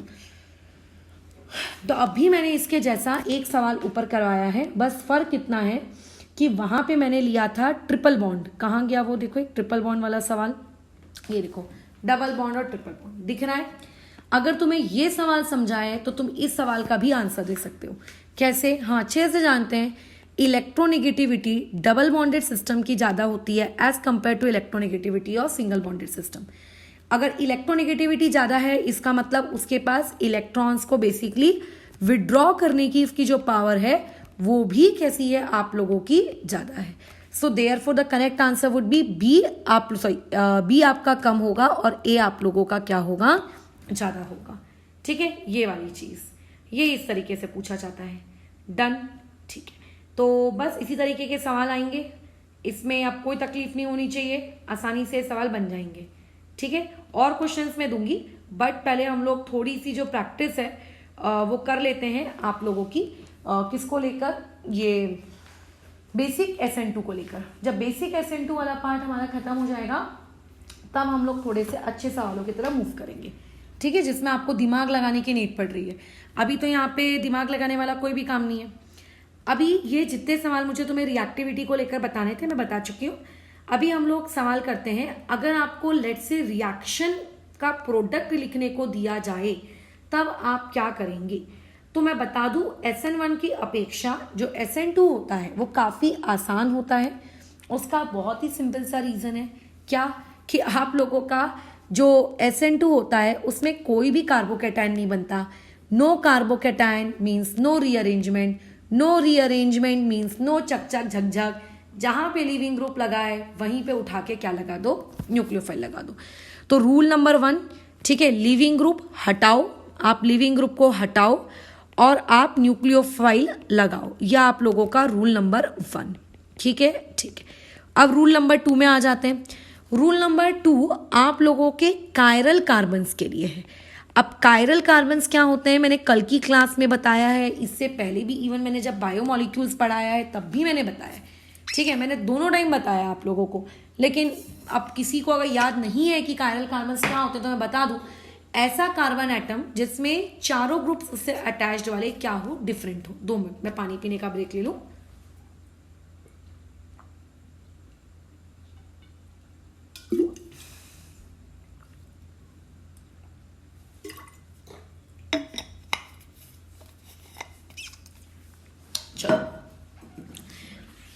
तो कायरल कार्बन्स के बारे में हम जानते हैं। तो जब भी आपके पास आपका जो सबस्ट्रेट, ठीक है, अगर आपके सबस्ट्रेट में कायरल कार्बन हो, सारे कार्बन कायरल हो ऐसा तो होता नहीं है, अगर हो गया तो अच्छी बात है, लेकिन कम से कम एक कार्बन भी अगर सबस्ट्रेट में कायरल है तो आपको बेसिकली जब आप प्रोडक्ट बनाओगे तो आपको प्रोडक्ट बनाते वक्त आपको क्या करना है, इन्वर्जन करना है। ठीक है, कैसे करते हैं वो मैं अभी सिखा दूंगी, बट आपको बेसिकली क्या करना है, आप लोगों को इन्वर्जन करना है। ठीक है, चलो आगे कंटिन्यू करते हैं। तो सबसे पहले बेसिक चीज़ है, आपको आपका सबस्ट्रेट कायरल है कि नहीं है ये पहचानना है, क्योंकि अगर वो कायरल होगा तो आपको क्या करना पड़ेगा, बताओ, इन्वर्जन करना पड़ेगा। अगर कायरल होगा तो, अन्यथा ज़रूरत नहीं है। जैसे कि आप लोगों को सवाल दिया हुआ है, पहले मैं ये इन्वर्जन वाली ही चीज़ तुमको सिखा देती हूँ। जैसे कि देखो, यहाँ पे आप लोगों के पास ये इस तरीके से, यहाँ ऊपर पीएच है, नीचे में डी है, यहाँ एच है, यहाँ सीएल है। आपको यहाँ पे मैंने कहा OH निगेटिव यूज़ कर रहे हैं। ठीक है, OH निगेटिव हम यूज़ कर रहे हैं एसीटोन में। अब तुमको ये पता होना चाहिए कि एसीटोन आप लोगों का पोलर एप्रोटिक सॉल्वेंट है। कैसा है, पोलर एप्रोटिक सॉल्वेंट। ठीक है, अगर ये पोलर एप्रोटिक सॉल्वेंट है तो ऑब्वियस है कि SN2 मैकेनिज्म को फेवर करेगा। फिलहाल अभी क्योंकि टॉपिक SN2 का चल रहा है तो ये जज करना बहुत ही आसान होता है, बट बात के लिए बता रहे हैं। क्या ये कार्बन आपको कायरल दिखता है? बिल्कुल दिखता है। आपको क्या करना है, सिंपल लॉजिक लगाना है। आपको क्या करना है, जहां पे आपको आपका लीविंग ग्रुप दिख रहा है, अब लीविंग ग्रुप इनमें से कौन है, क्लोरीन है, ऑब्वियस है ना, क्लोरीन आप लोगों का लीविंग ग्रुप है। तो ये जो क्लोरीन आपका लीविंग ग्रुप है, आपको उसको हटाना है और उसकी जगह पे आपको क्या लेकर आना है, आपको उसकी जगह पे न्यूक्लियोफाइल लाना है। न्यूक्लियोफाइल कौन है, OH हमारा न्यूक्लियोफाइल है। अब देखो, रिएक्शन से पहले आप लोगों का जो क्लोरीन था वो क्लोरीन कहाँ था, आप लोगों का क्लोरीन राइट हैंड साइड में था। लेकिन क्योंकि ये क्वेश्चन आपका कायरल का क्वेश्चन है तो आप लोगों के कायरल वाले में क्या हो जाएगा बताओ, आप लोगों की ज्योमेट्री इन्वर्ट हो जाएगी। यानी कि लीविंग ग्रुप क्योंकि राइट हैंड साइड में है, ठीक है, तो आप लोगों का जो नया वाला न्यूक्लियोफाइल आएगा वो आ जाएगा इस डायरेक्शन में, और ये H उल्टी डायरेक्शन, मतलब बेसिकली उल्टा हो गए हम। ठीक है, हम लोग क्या हो गए, उलट गए। ये चीज़ आपको तभी करनी है जब आपका क्वेश्चन में क्या दिया हो, कायरलिटी आपको दी हो। जैसे पीएच है, यहाँ पर मान लेते हैं ये H है, ये Cl है। ठीक है, उसके बाद यहाँ H है, यहाँ पे मिथाइल ग्रुप है और यहाँ पे पीएच है। इसमें आपने क्या डाला, इसमें आपने डाला KSH, ठीक है, और यहाँ पे यूज़ किया एसीटोन। एसीटोन क्या है मैं ऑलरेडी बता चुकी हूँ। अब बात आती है KSH क्या है, तो तुम्हें KOH के बारे में तो पता ही होगा कि KOH क्या होता है, पोटेशियम हाइड्रो ऑक्साइड। तो बस यहाँ पे हमने वही किया है, O फॉर ऑक्सीजन को हटा के S फॉर सल्फर लगा दिया है ना। तो अगर मैं कहूँ देखूँ तो ये पॉजिटिव पार्ट है और SH निगेटिव ये निगेटिव पार्ट है। So negative part will be your nucleophile. क्या होगा, पहले तो ढूंढो क्या आपको कोई कार्बन इस पूरे मॉलिक्यूल में कहीं भी कायरल दिया है क्या, चेक करो। तो देखो क्या ये कार्बन कायरल है, क्योंकि लीविंग ग्रुप जिससे अटैच्ड है बेसिकली आपको उसी की कायरलिटी चेक करनी होती है। तो हाँ ये कायरल है, क्योंकि इस तरफ H है, इस तरफ PH है, इस तरफ Cl है और नीचे तो एकदम अलग ही ग्रुप है, बराबर। तो ये कायरल है। क्या हो जाएगा बताओ, जब आपको प्रोडक्ट लिखना होगा तो प्रोडक्ट लिखते वक्त क्या हो जाएगा, प्रोडक्ट लिखते वक्त आपको सिर्फ और सिर्फ वहाँ पे क्या कर देना है, इन्वर्जन कर देना है। कैसे करोगे इन्वर्जन बताओ, जो आपका Cl राइट हैंड साइड आपको दिख रहा है वो Cl राइट हैंड साइड से हट जाएगा। ठीक है, पहली बात तो Cl के हटने के बाद वहाँ पे कौन आता है, आप लोगों का न्यूक्लियोफाइल आता है।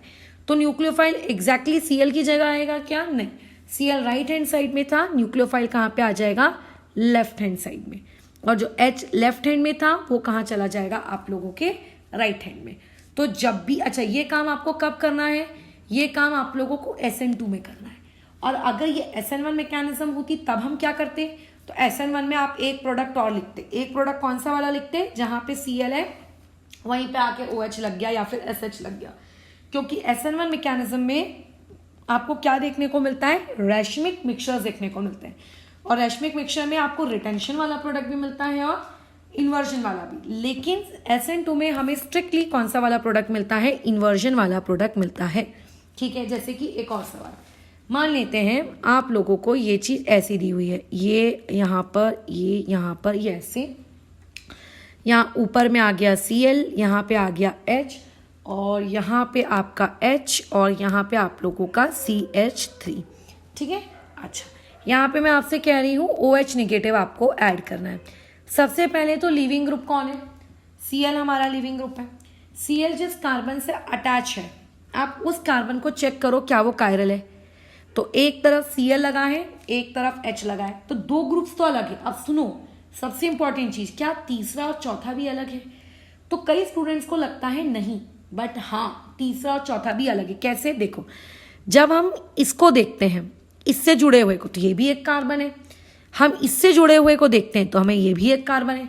तो हमें लगता है कि दोनों सेम है, बट ना, आगे जाओ, आगे देखो, कहीं ना कहीं पॉइंट ऑफ डिफरेंस आ रहा है कि नहीं आ रहा है, चेक करो। तो हम एक और स्टेप आगे गए, यहाँ पे भी वही कार्बन है, यहाँ पे भी वैसे ही कार्बन है।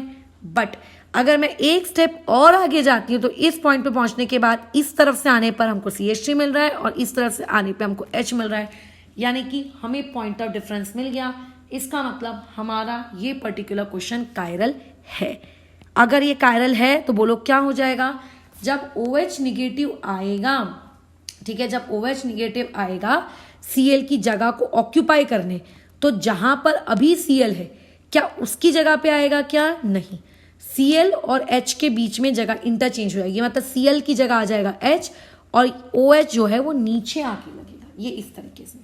ठीक है, इसको हम लोग क्या कहते हैं, इन्वर्जन कहते हैं। क्या कहते हैं इसको, इन्वर्जन। ठीक है, एक और सवाल देखते हैं। ये आपको बनाकर दे दिया इस तरीके से, यहाँ पे CH3, यहाँ पे H, यहाँ पे Br, यहाँ पे CH3, यहाँ पे OH और यहाँ पे H। ठीक है, अच्छा अब देखो इसको ना बेसिकली अब मेरे को पर लिखना है, मैं क्या करूँ, पहले तो लिविंग ग्रुप कहाँ है वो देखो। अच्छा लिविंग ग्रुप छोड़ो, पहले मेरा सबस्ट्रेट देखो। मैं यहाँ पे रिएजेंट क्या डाल रही हूँ, रिएजेंट देखो, मैं रिएजेंट डाल रही हूँ NaI एसीटोन। अभी मैंने क्या कहा कि तुमको मैंने बस एक बेसिक SN1 और एक बेसिक SN2 सिखाई है। इसके आगे भी तुम्हें चीज़ें सिखाई जाएंगी, है ना। तो जो चीज़ें तुम्हें सिखाई जाएंगी उसमें तुम्हें कौन कौन से लोग SN2 करते हैं, कौन कौन से लोग SN1 करते हैं, ये सब सिखाया जाएगा। तो उस वक्त मैं तुमको ये बताऊंगी कि NaI और एसीटोन जो होता है, बेसिकली ये रिएजेंट का जो मिक्सचर होता है, मतलब ये जो रिएजेंट होता है ये कहलाता है फिंकलस्टीन रिएक्शन। ध्यान में रखना, इसे हम लोग क्या कहते हैं, फिंकलस्टीन रिएक्शन। इवन ये एक बहुत सुप्रसिद्ध रिएक्शन है, क्या करने के लिए, अल्काइल आयोडाइड बनाने के लिए। तुम लोग आगे जाके अभी चैप्टर पढ़ोगे अल्काइल हैलाइड। जैसे ही ये चैप्टर खत्म हो जाता है, इस चैप्टर के खत्म होने के बाद हम लोग क्या करेंगे, पहले स्टीरियोकेमिस्ट्री पढ़ेंगे। मैंने स्टीरियोकेमिस्ट्री भी तुमको सिखाई नहीं है, ठीक है। पैसे तो मुझे पहले स्टीरियोकेमिस्ट्री सिखानी चाहिए थी IUPAC के बाद, बट पहले मैंने GOC ली, फिर रिएक्शन ऑर्गेनिज्म मैकेनिज्म, फिर मैं स्टीरियोकेमिस्ट्री लूंगी, फिर तुम लोग अल्काइल हैलाइड में एंट्री लोगे। और बीच में ऐसे बहुत सारे छुटपुट चैप्टर आएंगे, ग्रिग्नार्ड, ऑक्सीडेशन, रिडक्शन, मतलब बहुत वास्ट सिलेबस रहता है, तो थोड़ा मेहनत ज़्यादा करनी पड़ेगी, ठीक है। तो ये जो आप लोगों का फिंकलस्टीन रिएक्शन होता है, ये आप लोगों का one of the best method रहता है। किस चीज़ के लिए one of the best method है, फॉर अल्काइल हैलाइड प्रिपरेशन, ठीक है। हम लोग आगे यहाँ पे पढ़ेंगे, आगे जब अल्काइल हैलाइड चैप्टर पढ़ेंगे, ठीक है, तब भी पढ़ेंगे। और अभी मैं SN2, ये जो रिएक्शन है ना, ये SN2 देती है, इसमें आपको कभी सोचने की जरूरत नहीं पड़ती। 2 मैंने गलत लिख दिया, इसको ठीक से लिख लेना।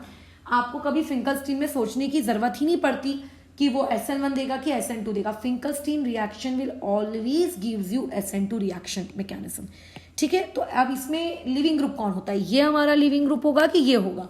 तो मैं बता दूं, फिंकलस्टीन रिएक्शन सिर्फ हेलोजन वाले के साथ ही रिएक्ट करती है, यानी कि वो OH के साथ रिएक्ट करेगी नहीं। सो बेसिकली Br मेरा क्या होगा, लिविंग ग्रुप होगा।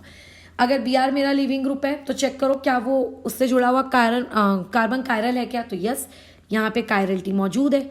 और अगर यहाँ पे कायरलिटी मौजूद है तो बोलो प्रोडक्ट कैसा बनेगा। रिएक्शन होने के बाद जो नीचे वाले हैं उनको तो कोई फर्क नहीं पड़ा, क्योंकि उस तरफ से थोड़ी ना कुछ निकाला जा रहा है जो उनको फर्क पड़ेगा, जहां से निकाला जा रहा है वहां फर्क पड़ेगा। ठीक है, Br के चले जाने के बाद कौन आएगा, I आएगा। फिंकलस्टीन में I आता है, तो I कहाँ आएगा, राइट में कि लेफ्ट में, लेफ्ट में। और CH3 पहुंच जाएगा कहाँ पे, आप लोगों के राइट में। ठीक है, इस तरीके से काम करना है हमको। तो मेरे हिसाब से इन्वर्जन कैसे करते हैं ये तुम्हें समझ में आ गया होगा। एक दो एग्जाम्पल मैं और ले लेती हूँ इन्वर्जन से रिलेटेड, और उसके बाद फिर हम थोड़े दूसरे क्वेश्चंस को भी प्रैक्टिस कर लेते हैं। ये CH, यहाँ पे I, यहाँ पे आप लोगों का आ गया CH3। ठीक है, यहाँ पर है OH नेगेटिव। अच्छा, अब समझ लो आज की क्लास यानी कि कौन सी वाली क्लास, SN2। तो मैं यहाँ लिख लिख कर नहीं दूंगी बार बार कि SN2 मैकेनिज्म को फॉलो कर रहा है, अदरवाइज ये सभी के सभी SN2 ही मैकेनिज्म को फॉलो कर रहे हैं। ठीक है, ये देखो ये हो गया। चलो अब बताओ क्या होगा यहाँ पर। क्या आपके दोनों क्वेश्चन में चीजें कायरल है क्या, बिल्कुल कायरल है। अगर चीजें कायरल हैं तो चीजें क्या हो जाएंगी आपकी, इन्वर्ट हो जाएगी। ऊपर का H, ये वाला C और ये वाला CH3 वैसे का वैसी, यहाँ पे आ जाएगा OH और यहाँ आ जाएगा C6H13, ये ऐसे। यहाँ पे बोलो क्या हो जाएगा, क्या ये चीज कायरल है, बिल्कुल कायरल है। देखो ये CH3 है, ये Cl है, ये H है, तीनों आपस में अलग है। और ये क्या है, इथाइल ग्रुप है, यानी कि चारों ही यहाँ पे आपस में क्या है, अलग है। तो कार्बन ऊपर का CH3 वैसे का वैसी, नीचे का H वैसे का वैसी, ये जो Cl है इसकी जगह आ जाएगा आपका CH2 CH3, और यहाँ पे आ जाएगा कौन, आप लोगों का OH। तो इस तरीके से जब हम SN2 मैकेनिज्म करते हैं ना, तो SN2 में आप लोगों को क्या होता है, ये देखने को मिलता है, क्या इन्वर्जन देखने को मिलता है। ठीक है, और एक बात का ध्यान रखना, NaI एसीटोन जो होगा वो आप लोगों की फिंकलस्टीन रिएक्शन होगी। ठीक है, अच्छा अब जैसे मान लेते हैं मैंने तुमसे क्वेश्चन पूछा, ये आपको मैंने क्वेश्चन दिया हुआ है। ठीक है, अब मैंने कहा यहाँ पर आप ऐड करो C2H5O नेगेटिव, बताओ क्या बनेगा प्रोडक्ट।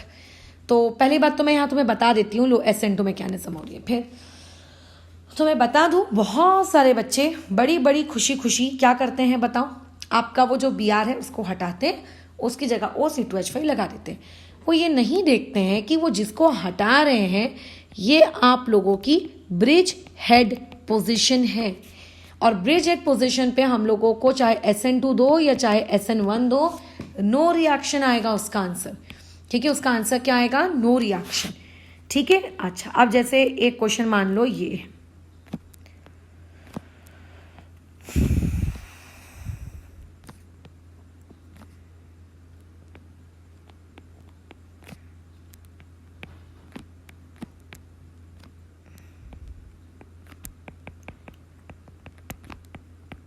चलो पहले तो NaI ऑब्लिक एसीटोन, इसको तुमने देखा, देखते बराबर तुम पहचान गए कि ये आप लोगों का फिंकलस्टीन रिएक्शन है।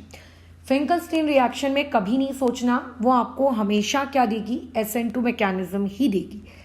अच्छा अब करना क्या है, ये I है, ये I है, I फॉर आयोडीन। ठीक है, वो दिख H के जैसा रहा था। क्या करना है, क्या आपका जो ग्रुप अटैच्ड है, ठीक है, आपका जो ग्रुप अटैच्ड है, क्या वो ग्रुप हम लोगों का जो अटैच्ड है, क्या यहाँ पे इन्वर्जन होगा क्या। तो मैक्सिमम लोग यहाँ पे गलती करते हैं, वो कहते हैं कि इन्वर्जन नहीं होगा। इन्वर्जन होगा भाई, यहाँ पे एक तुझे दिख नहीं रहा है यानी कि हाइड्रोजन है, अगर तू इस पाथवे से जाएगा तो तुझे हाइड्रोजन मिल जाएगा, और इस पाथवे से जाएगा तो वो जो टंगा हुआ है आप लोगों का क्या कहते हैं उसको, कौन सा वाला ग्रुप हो गया, 1 2 3 4 ब्यूटाइल ग्रुप, वो लटक रहा है, तो बेसिकली इन्वर्जन होगा।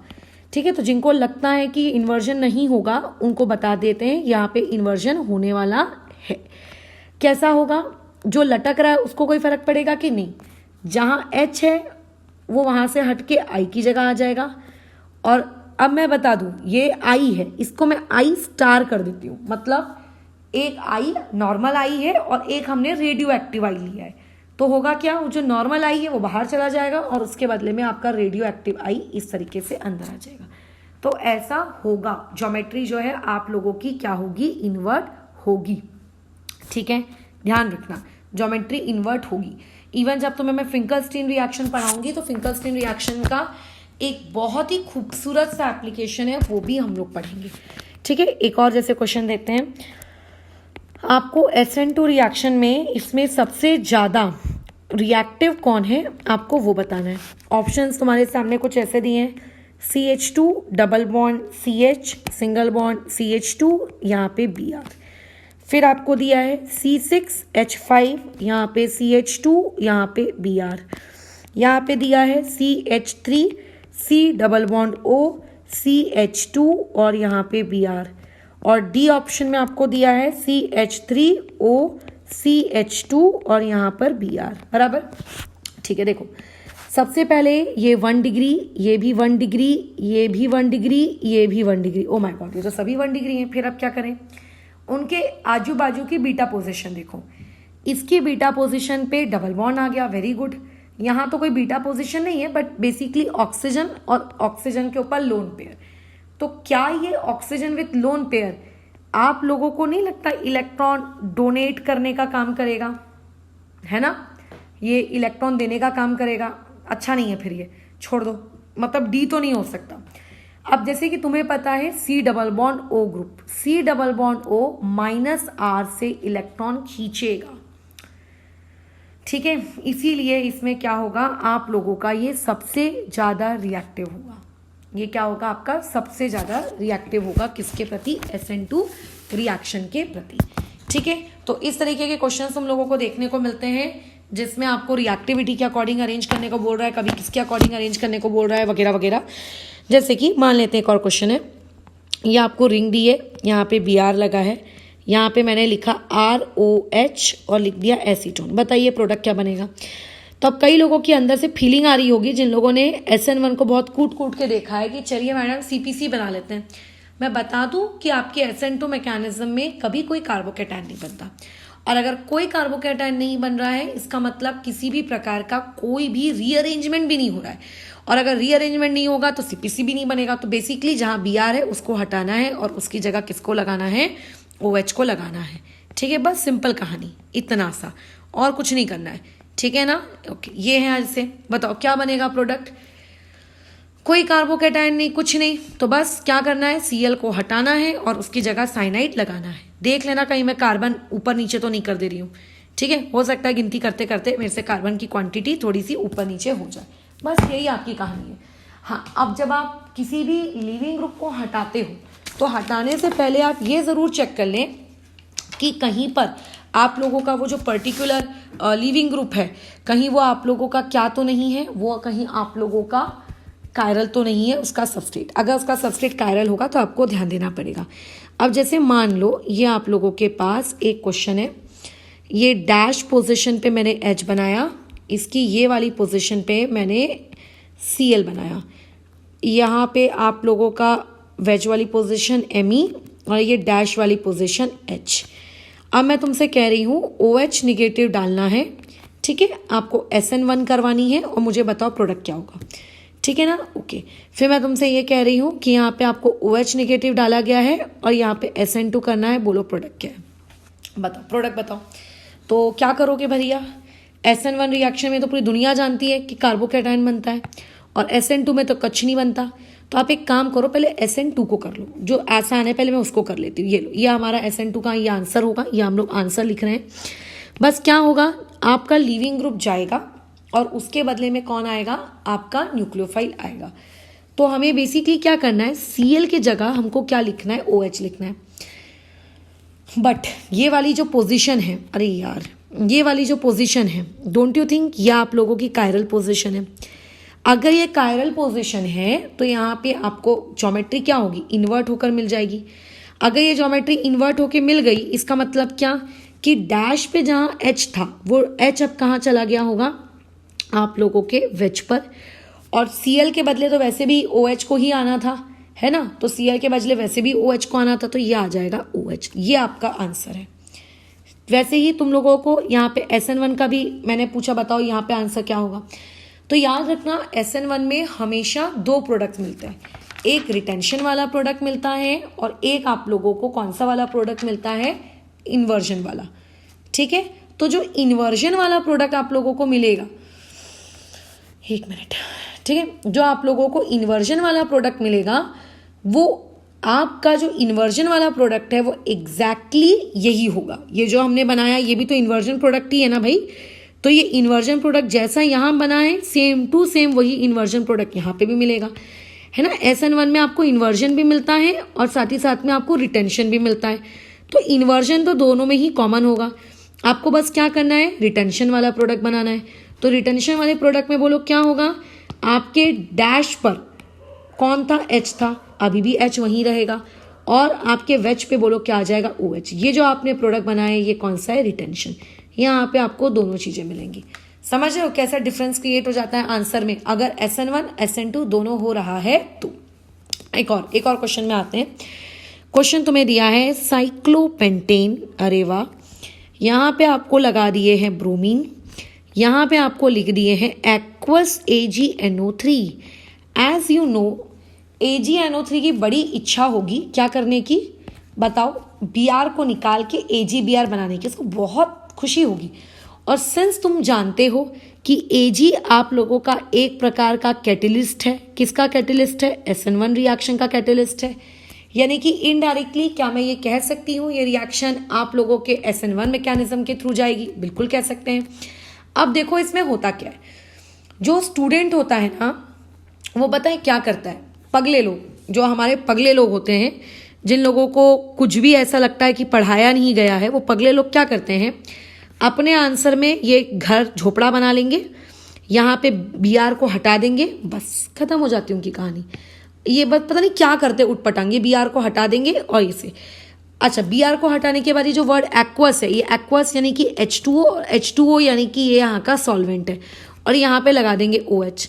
मैं ये नहीं कह रही हूँ कि ये प्रोडक्ट गलत है, मैं ये नहीं कह रही हूँ, बट जैसे कि तुम जानते हो कि ये जो आपका पर्टिकुलर अगर रिएक्शन SN1 के थ्रू जा रही है, तो जैसे कि तुम्हें पता है कि SN1 रिएक्शन जो होती है वो बोलो क्या करती हैं, आप लोगों की कार्बोकेटाइन बनाती हैं। तो आपको एक बार भी नहीं लगा कि कार्बोकेटाइन बना लेना चाहिए, है ना।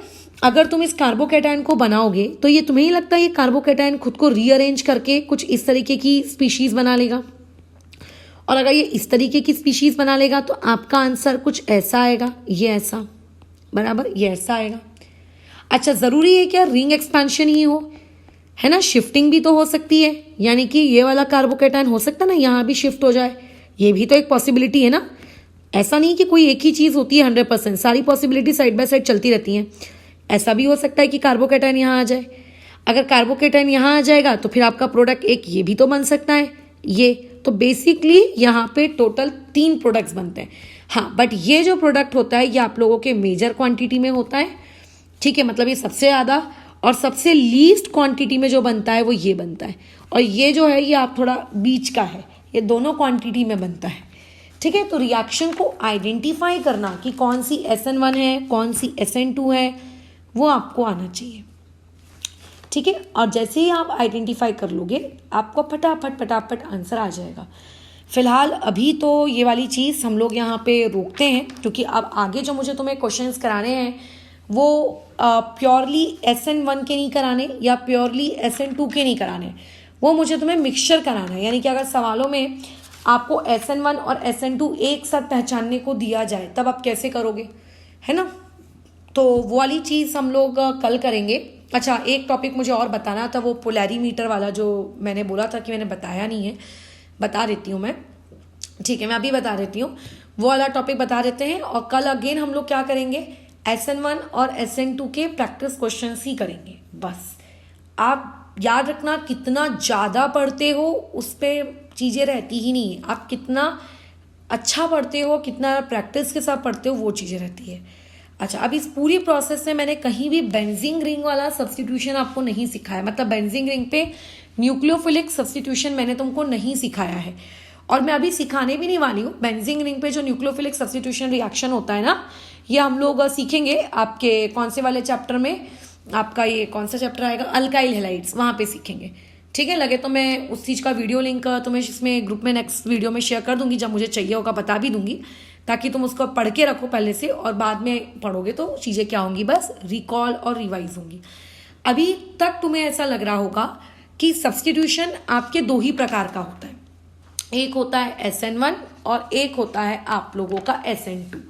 बट ऐसा नहीं होता। SN1 और SN2 के अलावा एक और महारथी होते हैं जिनको हम लोग कहते हैं SNI, substitution. N stand for nucleophilic, I stand for internal. ठीक है, I stand for what, internal. तो ये भी है हम लोगों का एक, बट SNI एज सच उतना ज़्यादा मैं कहूँ इम्पॉर्टेंट नहीं है, उसके बारे में तुम्हें बस थोड़ी बहुत बेसिक जानकारी भी अगर है तो सफिशिएंट है। तो पहले अभी जो पोलैरीमीटर वाला टॉपिक है वो समझ लेते हैं। कल का टारगेट मैं ऑलरेडी तुम्हें बता चुकी हूँ, कल हम लोग कुछ प्रैक्टिस क्वेश्चंस करेंगे। ठीक है, अच्छा, उन प्रैक्टिस क्वेश्चंस के अलावा हम लोग कल जो चीज़ करने वाले हैं वो ये कि फिंकलस्टीन रिएक्शन और आप लोगों की जो स्वार्ट्स रिएक्शन होती है इनको पढ़ेंगे। किसको पढ़ेंगे, फिंकलस्टीन रिएक्शन को और स्वार्ट्स रिएक्शन को। ठीक है, अच्छा, और जब आप फिंकलस्टीन और स्वार्ट्स रिएक्शन को पढ़ोगे, ऐसी और भी रिएक्शंस हैं जो आप लोगों को क्या देती है, SN2 देती है।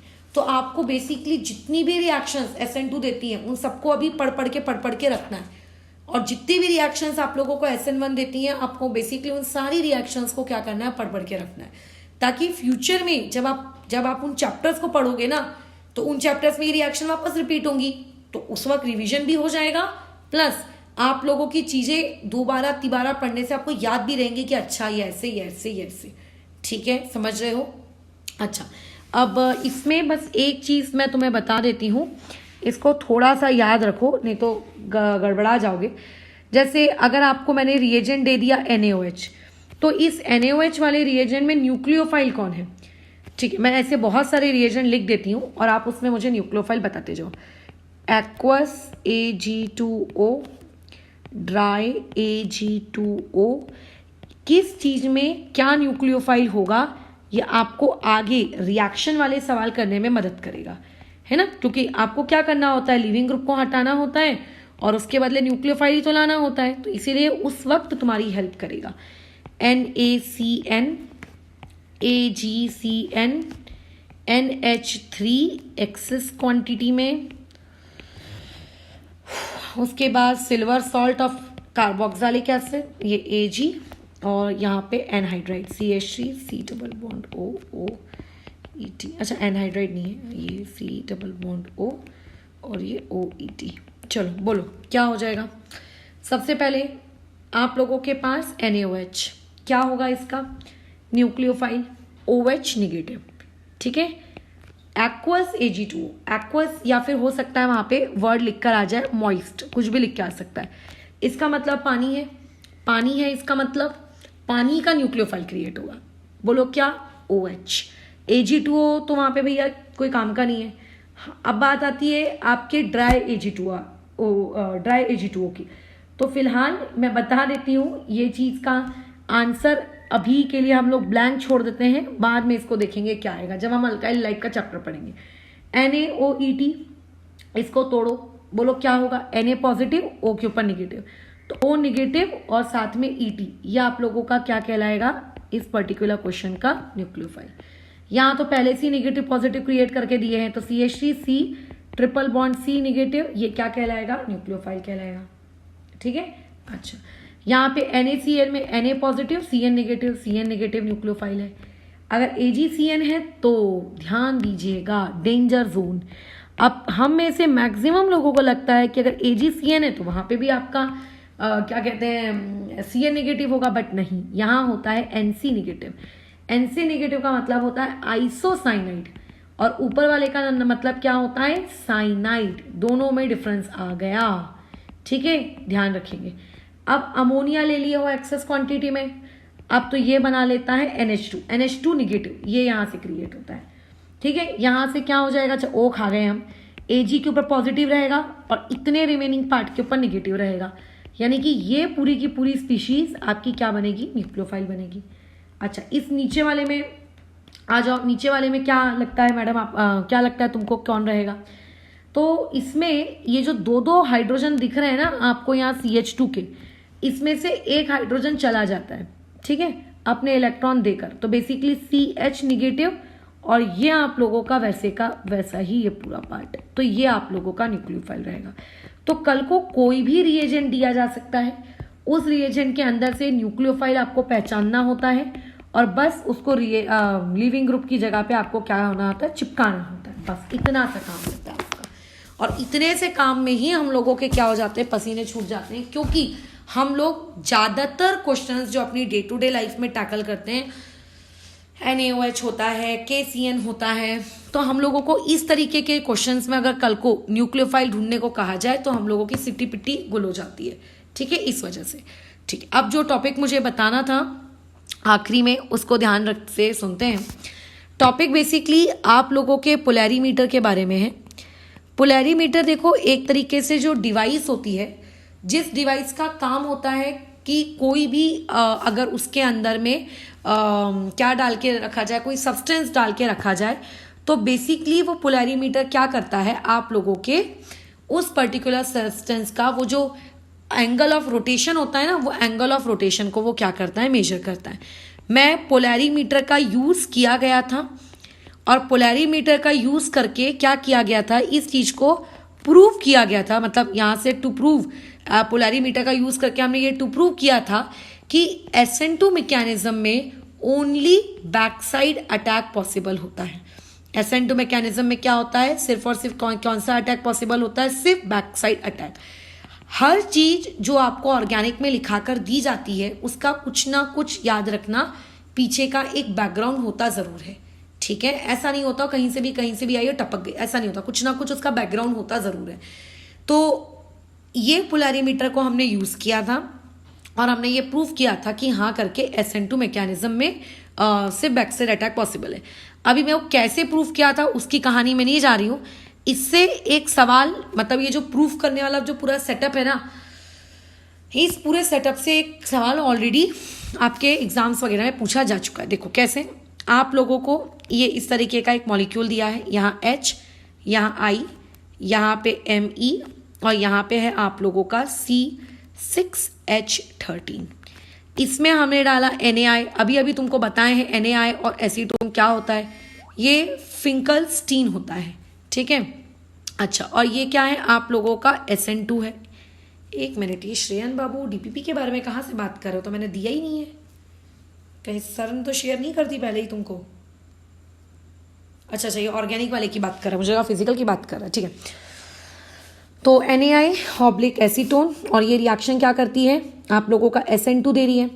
तो हम यहाँ पे जो I लेते हैं ना, ये I आपका लेते हैं वो जिसका एटॉमिक मास होता है 131, और जो I मैंने पहले से सबस्ट्रेट में लेके रखा है, इसका जो एटॉमिक मास है ये 127। अभी मैंने इसके जैसा ऑलरेडी आपको एक क्वेश्चन कराया, आपको लगेगा कि अच्छा 2 I के बीच में क्या इंटरचेंज होगा, बट नहीं, 2 I के बीच में इंटरचेंज होता है।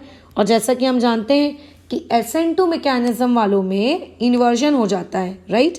ओके, तो ये चीज़ कैसी हो जाएगी, यहाँ पे Me आ जाएगा, यहाँ पे H आ जाएगा, यहाँ पे C6H13 आ जाएगा, यहाँ पे I आ जाएगा जिसका 131 है, और I 127 वाला आपका नेगेटिव फॉर्मेट में बाहर निकल जाएगा। क्या ये बात समझ रहे हो, यही होगा। अब देखो दोनों में क्या डिफरेंस है, मतलब अगर मैं कहूँ कि ये आप लोगों का सबस्ट्रेट है, और अगर मैं कहूँ कि ये आप लोगों का रिएजेंट है, क्या इन दोनों का मॉलिक्यूलर फॉर्मूला सेम है क्या? बिल्कुल, इनका मॉलिक्यूलर फॉर्मूला सेम है।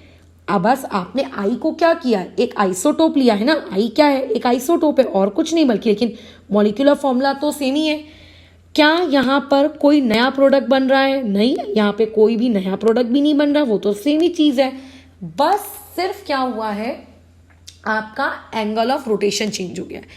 पहली बार जब पोलैरीमीटर को बोला गया कि तुम एंगल ऑफ रोटेशन यानी कि अल्फा या फिर थीटा मान लेते हैं, थीटा कैलकुलेट करके दो, तो उसने बोला एक सर्टेन वैल्यू थीटा की आएगी। जैसा कि तुमने पढ़ा था अपने बायोमोलिक्यूल्स में भी थीटा वगैरह लिखा रहता था, है ना। तो जो भी थीटा की वैल्यू आई, उसने कहा लेट्स से यहाँ पे थीटा की वैल्यू आई पॉजिटिव। तो अब तुम क्या एक्सपेक्ट करते हो, सेकेंड वाला जो आपको दिया हुआ है उसमें क्या थीटा की वैल्यू होगी? क्योंकि उसका ओरिएंटेशन हमारे गिवन सबस्ट्रेट के ओरिएंटेशन से अपोजिट है, तो ऑब्वियसली उसमें थीटा की वैल्यू फिर निगेटिव होगी, यही चीज होगी, बराबर। अब होता कैसा है कि ये जो रिएक्शन है ऐसा नहीं होता कि सिर्फ फॉरवर्ड डायरेक्शन में जाती है, ये बेसिकली एक इक्विलिब्रियम मेंटेन करके रखती है। मतलब यहाँ पे इक्विलिब्रियम पे आपके पास 50% सबस्ट्रेट भी होता है और आपके पास 50% क्या होता है, रिएजेंट भी होता है ना। तो अगर मैं तुमसे ये पूछूंगी कि इक्विलिब्रियम पर आप लोगों के पास जो नेट थीटा है उसकी साइन क्या है, तो आप बोलोगे कि अगर मान लेते हैं इक्विलिब्रियम पे 50% हमारे पास सबस्ट्रेट है और 50% रिएजेंट क्या कहते हैं आपका प्रोडक्ट है, अच्छा इसको मैंने रिएजेंट लिख दिया, क्या प्रोडक्ट है, तो बेसिकली आपके पास इक्विलिब्रियम पे कुछ नेट तो बचा ही नहीं, क्योंकि अगर एक आपका पॉजिटिव डायरेक्शन में एक नेगेटिव डायरेक्शन में है तो नेट तो आपका क्या है, बेसिकली जीरो है, ठीक है, नेट बेसिकली क्या है, जीरो है। तो इक्विलिब्रियम पे जब पोलैरीमीटर ने मेजर किया तो पोलैरीमीटर देखता है कि इक्विलिब्रियम पर ये नेट पोलैरीमीटर को कैसा मिल रहा है, जीरो मिल रहा है। तो इसका जीरो मिलना ये बात का प्रूफ होता है कि जरूर रिएक्शन में अटैक सिर्फ और सिर्फ क्या हुआ होगा, बैक साइड हुआ होगा, क्योंकि अगर अटैक फ्रंट साइड हुआ होता तो इसका मतलब बैक के साथ साथ थोड़ा सा प्रोडक्ट फ्रंट का भी होता, ठीक है। मान के चलते हैं इफ देयर वॉज लेट, मान के चलते हैं कि आप लोगों के पास वहां पे कोई फ्रंट साइड का भी अटैक हुआ है।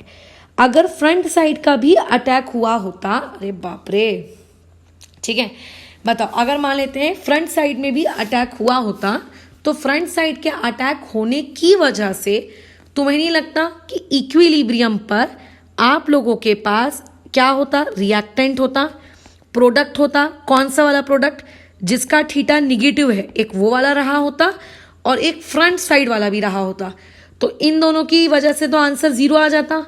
बट इसका कुछ तो होता, यानी कि आपको इक्विलिब्रियम पर कभी भी आप लोगों का नेट आपको जीरो नहीं मिलता अगर अटैक कैसे हो रहा होता, फ्रंट साइड। बट पोलैरीमीटर पे कहता है कि अटैक तो भैया आप लोगों का बैक ही हुआ है क्योंकि नेट पे हमको जीरो मिल रहा है। तो ये चीज प्रूफ करती है कि एसेंटो मैकेनिज्म में आप लोगों का जो क्या कहते हैं अटैक होता है वो सिर्फ और सिर्फ बैक साइड होता है और आपको जो प्रोडक्ट मिलता है वो इन्वर्जन वाला प्रोडक्ट मिलता है, ठीक है। तो ये है आप लोगों की पहली चीज, ये आपको याद रखनी है कि इक्विलिब्रियम पे क्या होता है। अच्छा, दूसरी चीज, अब देखो, अब इससे सवाल देखो कैसे कैसे क्रिएट किए जाते हैं। बोला जाता है कि मान लेते हैं जो रिएक्शन है उस रिएक्शन का जो रेट है लेट्स से वो R1 है, और जो रेसिमाइजेशन है, रेसिमाइजेशन मतलब प्रोडक्ट बन गया और प्रोडक्ट बन के वापस से वो पीछे पीछे रिएक्टेंट के पास जा रहा है, सच दैट की 50-50 वाली सिचुएशन मेंटेन रहे। तो रेसिमाइजेशन का जो रेट है वो बेसिकली आप लोगों का बोला गया है R2। अब पूछा जाता है what is the relationship between R1 and R2। अब ध्यान से मेरा प्रवचन सुनेंगे, ये लाइन अगर आप सुनेंगे तो आपको ये समझ में आ जाएगा कि R1 और R2 के बीच में क्या रिलेशनशिप है। फिलहाल मैं लिख के दे देती हूँ, अगर याद नहीं समझ में ना आए तो कम से कम याद ही कर लेना क्योंकि इंपॉर्टेंट है। रिलेशनशिप देखो ये है कि जब आपकी जो रिएक्शन है कौन सी वाली, ये रिएक्टेंट से कहाँ जाने वाली, प्रोडक्ट में जाने वाली, जब ये रिएक्शन आप लोगों की 50% आगे जाती है, ठीक है, जब आपकी रिएक्टेंट 50% आगे जाता है, जब आप लोगों का रिएक्टेंट क्या करता है 50% आगे जाता है, प्रोडक्ट बना लेता है, तो वही पूरा का पूरा प्रोडक्ट 100% वापस से रिएक्टेंट बना लेता है। यानी कि अगर R1 50% हो रहा है तो R2 100% हो रहा है, इसीलिए ये चीज ऐसी हुई है, ठीक है, डन। ये एक टॉपिक ऑफ सवाल यहाँ से पूछा जाता है। दूसरा टॉपिक ऑफ सवाल यहाँ से अगेन इसी R1 R2 के रिस्पेक्ट में पूछा जाता है कि अब यहाँ पे जो रेडियो एक्टिव हमने लिया था, है ना, एक को हमने I-131 लिया था, एक को हमने 127 लिया था, तो वो एक अंदर गया एक बाहर आया, इस बात का क्या रेट है, ठीक है। अगर मैं इसके रेट को, रेडियो एक्टिविटी के रेट को मान लेते हैं R3 ले लेती हूँ, तो ये पूछेगा R1 और R3 के बीच में क्या रिलेशनशिप है। मतलब अगर मैं उसको आयोडीन से रिप्लेस कर दूँ तो क्या फर्क पड़ेगा, बताओ, कोई फर्क नहीं पड़ेगा, दोनों के लिए ही रेट कैसा होगा, सेम होगा, बराबर। ये इस तरीके से, ये था बस आपका टॉपिक छोटा सा जो बेसिकली मुझको कल तुम लोगों को बताना था। ठीक है, डन, बस खत्म हमारी कहानी। तो कल हम लोग जो क्वेश्चंस करेंगे वो SN1 और SN2 के मिक्सचर का करेंगे, और उसके बाद हम लोग सारे अलग अलग प्रकार की रिएक्शंस पढ़ेंगे जो आपको SN1 देती हैं या फिर जो आप लोगों को क्या देती हैं, SN2 देती हैं। फ्यूचर में ये रिएक्शंस वापस से आप लोगों को देखना, वापस से पढ़ना ही पड़ेगा, ठीक है, बट पहले से पढ़े रहोगे तो चीजें रिवाइज होती जाएंगी, बस फायदा इतना रहेगा, ठीक है। फिलहाल इस चीज को यहाँ पे ओवर करते हैं और बाकी